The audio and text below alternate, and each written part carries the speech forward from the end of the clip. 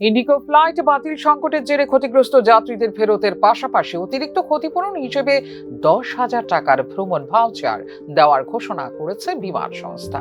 3 থেকে 5 ডিসেম্বরের মধ্যে যেসব যাত্রী ফ্লাইট বাতিলের মুখে পড়েছেন তারাই এই ভাউচার পাবেন, যা আগামী 12 মাস ইন্ডিগোর যে কোনো টিকিট বুক করতে ব্যবহার করা যাবে। এই ক্ষতিপূরণ যাত্রার 24 ঘন্টার মধ্যে ফ্লাইট বাতিল হলে মিলবে পূর্ব ঘোষিত 5,000 থেকে 10,000 টাকার রিফান্ডের অতিরিক্ত সুবিধা। সংকট ঘনীভূত হওয়ায় বৃহস্পতিবার ডিজিসি এর সামনে 2 ঘন্টা জিজ্ঞাসাবাদ করা হয় ইন্ডিগোর সিইও পিটার এলভার্সকে। অপারেশন, ক্রু ম্যানেজমেন্ট, রিফান্ড ও নিরাপত্তা সহ বিভিন্ন বিষয়ে প্রশ্ন করা হয় তাকে। কারিগরি ত্রুটি মোকাবেলায় ডিজিসি এর নতুন নির্দেশ জারি করেছে, যেখানে রাখা হয়েছে 15 মিনিট বা তার বেশি বিলম্বিত যে কোনো ফ্লাইটের বাধ্যতামূলক তদন্তের বিধান।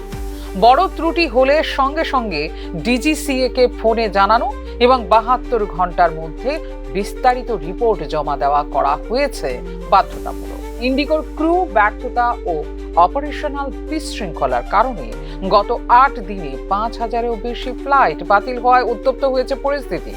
এদিকে নাগপুর, জয়পুর, ভোপাল সহ 11টি বিমানবন্দরে ডিজিসি এর ঊর্ধ্বতন কর্মকর্তাদের সরেজমিনে পরিদর্শনের দেওয়া হয়েছে নির্দেশ।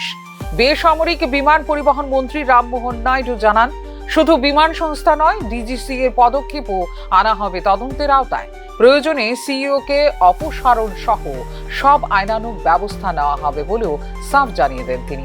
ইতিমধ্যে ইন্ডিগোর 10% ফ্লাইট কমানোর নির্দেশ দিয়েছে সরকার। ব্যুরো রিপোর্ট, নিউজ নাও।